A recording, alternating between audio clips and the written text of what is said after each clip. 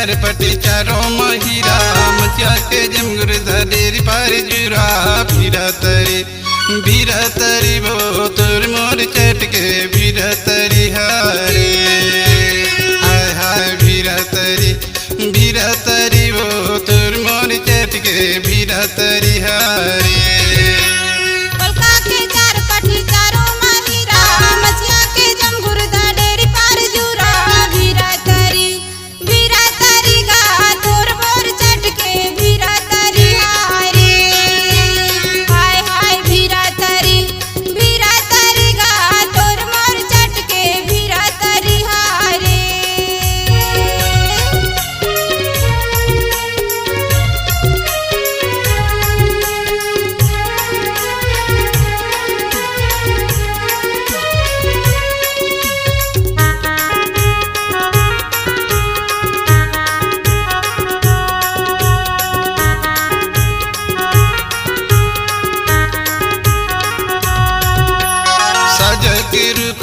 हरिल के अंडा चल भागी घर माँ बुड़ गई से चंदा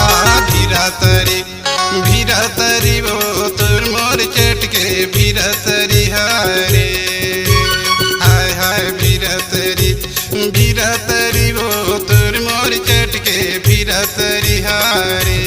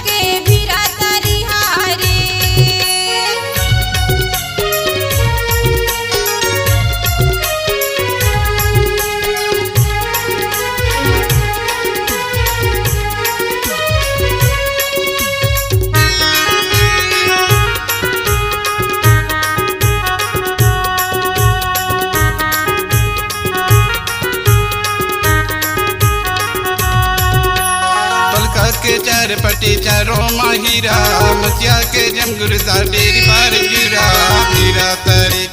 भीरा तरी वो तुर मोर चट के भीरा तरी हारे हाय हाय भीरा तरी वो तुर मोर चट के भीरा तरी हारे